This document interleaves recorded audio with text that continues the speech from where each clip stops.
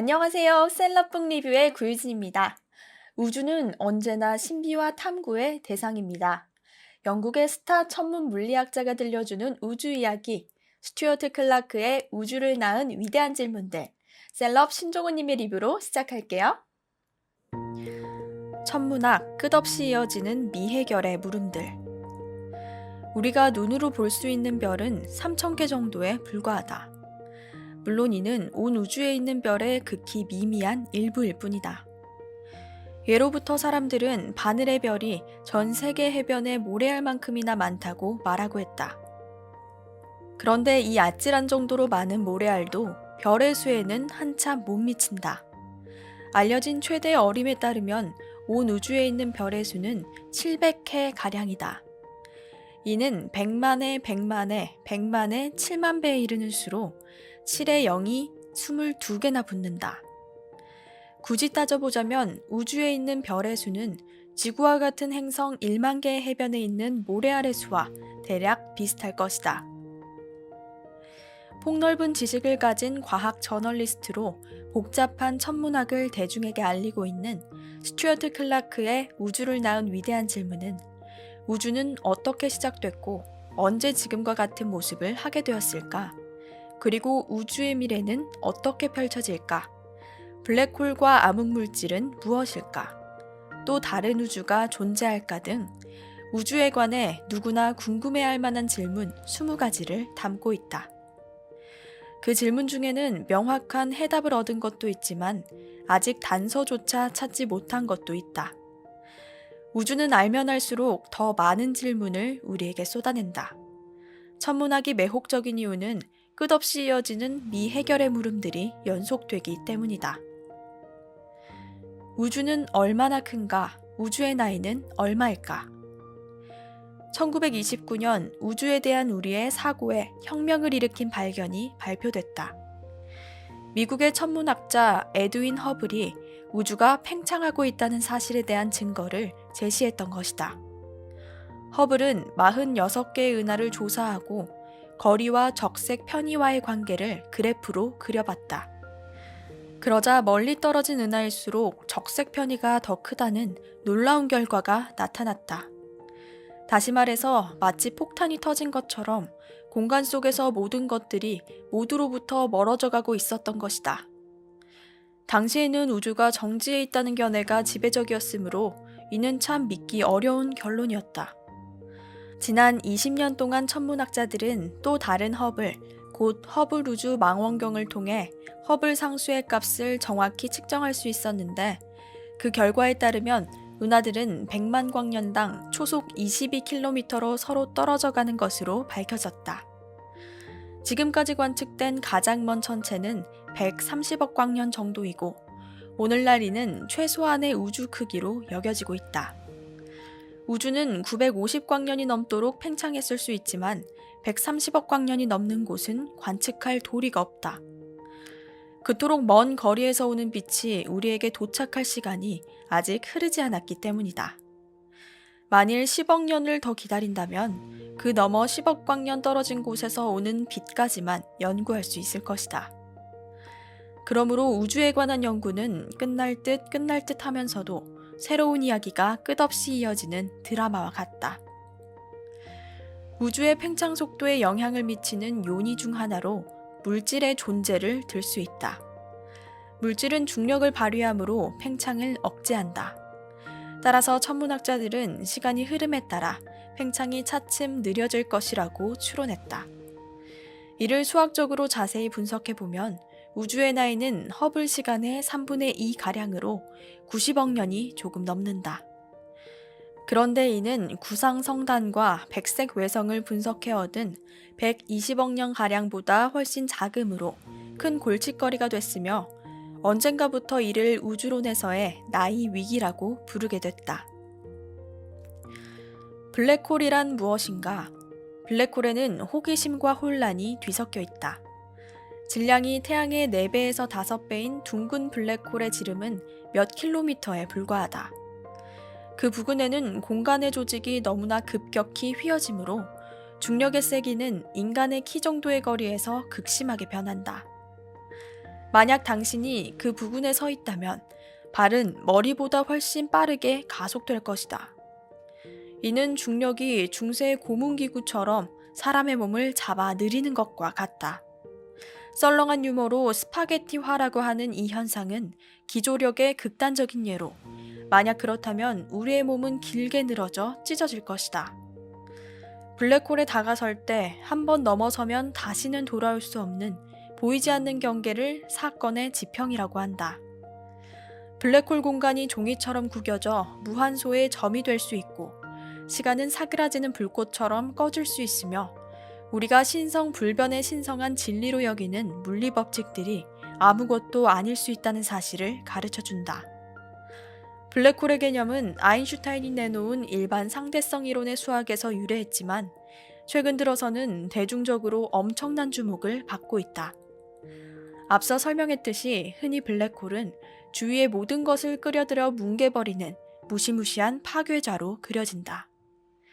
무엇이든 사건 지평선을 넘어서면 복원하기는커녕 되찾을 수도 없다. 끈 이론으로 중력을 자연의 다른 근본적인 힘들과 통합하려는 물리학자들은 블랙홀에 떨어진 물체의 본질적인 정보는 사라지는 것이 아니라 압축된 끈 뭉치에 저장되며, 따라서 실제로는 어떤 정보도 소실되지 않는다고 주장한다. 블랙홀이 모든 것을 잡아먹는 검은 구멍이 아니라 양자끈이 뭉쳐진 솜털공이라고 하더라도 아무도 그 안에 떨어지고 싶어 하지 않는다는 한 가지는 모두가 동의할 것이다. 암흑물질이란 무엇인가? 지금껏 어떤 은하에서도 별들이 자발적으로 흩어지는 광경을 볼 수 없었으므로 유일한 해답은 은하단 내부의 어디인가에 눈에 보이는 것보다 훨씬 많은 물질이 숨겨져 있다는 것일 수밖에 없다. 별들이 모두 같은 속도로 회전하려면 보이지 않는 물질의 양은 예상되는 중력의 감소를 상쇄하도록 중심부로부터의 거리에 따라 증가해야 한다. 그러려면 이 물질은 구의 모습으로 은하를 감싸야 하는데 천문학자들은 이를 헤일로라고 부른다. 하지만 이 여분의 물질이 존재한다는 증거는 무시할 수 없을 정도로 많음에도 실제 발견된 것은 필요한 비율에 도무지 미치지 못했다. 예측에 따르면 이것들은 보통의 물질과 매우 약하게 작용하므로 각 은하에는 엄청난 양의 이 물질들이 전혀 눈에 띄지 않은 채 감돌고 있는 것으로 파악된다. 천문학자들은 이런 특징을 가리켜 암흑물질이라는 이름을 붙였고, 질량을 더 필요로 하는 천문학적 문제가 나오면 언제나 이것을 엮어 해결하려 했다. 이와 동시에 물리학자들은 보통의 물질에 많은 종류가 있는 것과 마찬가지로 암흑물질의 종류도 여러 가지라고 추정하고 있다. 현재로서는 암흑물질이 무엇인지 아직 아무도 모르며 심지어 그 존재 여부조차 모른다. 어쩌면 이는 중력에 대한 우리의 이해가 부족한 탓에 만들어진 환상에 불과할 수도 있다.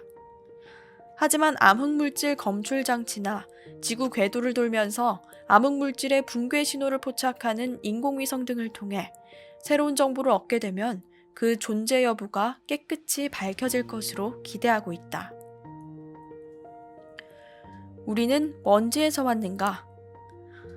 적혈구 속에 들어있는 철 원자와 뼈에 있는 칼슘 원자, 숨 쉴 때마다 허파를 드나드는 산소 원자는 모두 지구 나이보다 오래됐으며 아득한 옛날 거대한 별의 중심부에서 태어났다. 별 먼지인 성진에서 어떻게 생명체가 탄생했는지를 밝히는 일은 과학 역사상 가장 어려운 문제 가운데 하나다. 수소만 제외하고 지구에서 발견되는 모든 원소는 별의 중심부에서 일어나는 핵 융합 반응으로 만들어졌다. 그러다가 지구 역사의 어느 단계에선가 성진의 원소들은 생명체로 진화하도록 서로 결합했는데, 생명이 창조되는 이 과정은 실로 가장 궁극적인 신비라고 할 수 있다. 46억 년 전에 시작된 운석 대충돌은 약 7억 년 동안 계속됐으며, 이 덕분에 지구는 물과 휘발성 물질을 갖게 됐다. 이른바 크놉스라고 묶어서 부르는 탄소, 수소, 질소, 산소, 인, 황은 지구에 나타난 생명의 기본 물질이다. 이 가운데 산소는 지구 무게의 거의 절반을 차지하는 가장 풍부한 원소인데 그 대부분은 대기가 아니라 암석 속에 결합해 있다. 인가황도 암석 속에서 발견된다. 다시 말해서 후기 운석 대충돌은 지구에서 생명이 진화하는 데 필수적인 대부분 성분을 가져다 주었다. 1969년 9월 28일 오스트레일리아에 떨어진 머치슨 운석을 미국 항공우주국에서 분석한 결과 그 안에서 90가지가 넘는 아미노산이 발견됐다. 이는 아미노산이 우주에서 합성돼 지구로 전해졌다는 사실을 보여주는 것이라 할 수 있다. 1996년 지질학자 필리파 우인스는 유전에서 얻은 암석 시료에서 아주 작은 것이 자라난 것을 발견했다. 이 암석들은 해저의 지하 3에서 5km에서 나왔으며 거기에서 자라난 것은 기이한 유기물처럼 보였다. 나노부라 불리는 이 생명체는 가장 작은 것의 지름이 1억 분의 2m 정도였기에 DNA의 복제 과정이 일어나기 곤란할 것으로 여겨져 생명체로서의 여부에 의문이 제기되고 있다. 우리가 성진으로 만들어졌다는 점은 분명하지만 성진이 어떻게 생명이 되었는지는 여전히 신비로 남아있다.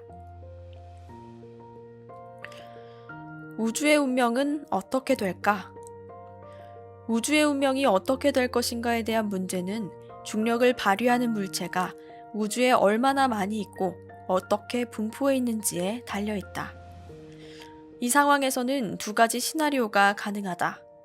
첫째, 물질의 전체 밀도가 어떤 임계값보다 크면 중력이 우주 팽창을 극복하고 다시 우주를 수축시키므로 모든 천체는 다시 본래처럼 엄청난 밀도로 압착될 것이다.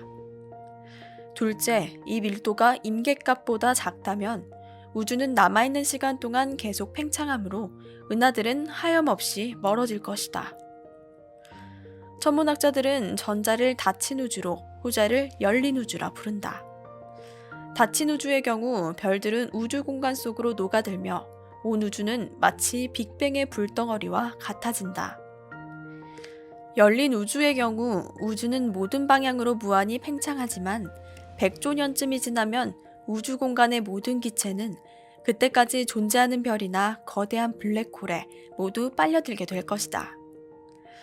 우주 전체에 분포한 물질의 밀도에 따라 닫힌 우주와 열린 우주에는 무수히 많은 가능성이 있다. 두 시나리오 사이에는 평탄한 우주라는 독특한 가능성이 있다. 평탄한 우주에서는 밀도와 임계값이 정확히 일치한다.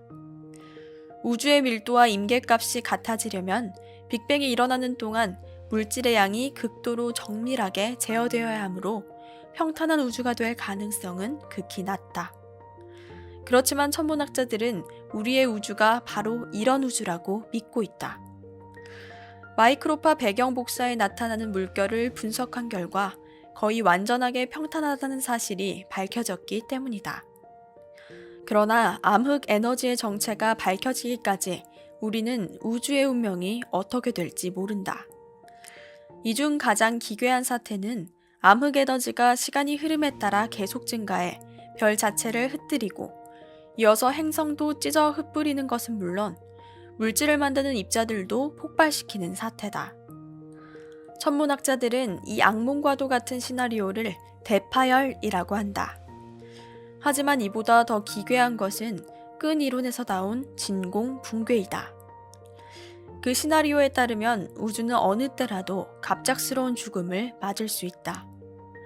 끈 이론이 옳다면 수많은 우주가 존재할 수 있는데 각각의 우주는 다른 우주들과 에너지 장벽을 두고 떨어져 있다. 그런데 양자 이론에 따르면 우리 우주의 아주 작은 영역이 에너지 장벽을 통과해 더 낮은 에너지 상태에 있는 다른 우주로 옮겨갈 수 있다. 이 과정에서 공간 조직 전체가 변화되면서 어느 순간 갑자기 모든 것이 파괴되게 된다는 진공붕괴의 시나리오다. 오늘날 대다수 천문학자는 우주가 영원히 팽창하면서 열살을 맞을 운명이라고 믿는다. 하지만 현재로서는 앞서 제시한 시나리오들 가운데 어느 것도 완전히 배제할 수 없다. 20가지 질문으로 펼쳐지는 신비로운 우주의 세계. 천문학자들은 우주의 가속적인 팽창을 설명하기 위해 암흑에너지 개념을 도입했고, 서로 공전하는 은하가 은하단에서 떨어져 나가지 않고 붙들려 있는 것은 암흑물질이 있기 때문이라고 가정했다. 블랙홀은 아인슈타인이 일반 상대성 이론을 내놓으면서 그 존재에 대해 본격적으로 논의되기 시작했다. 이러한 주요 논의 속에서 새로운 질문이 꼬리를 물고 이어지는데, 이 책에 나오는 20가지의 질문은 우주의 시작과 끝, 별과 지구의 탄생, 그리고 생명 출현의 신비에 대한 실마리는 물론 우주의 광막함 속에 던져진 우리 자신의 모습을 돌아보게 만든다. 우주를 낳은 위대한 질문들 소개해드렸습니다. 외계인, 블랙홀, 우주의 기원, 우주의 미래 등 누구나 궁금해할 만한 우주에 대한 답이 궁금하시다면 이 책 꼭 읽어보시길 바랄게요. 오늘 리뷰는 여기까지고요. 다음 리뷰로 만나요. 안녕!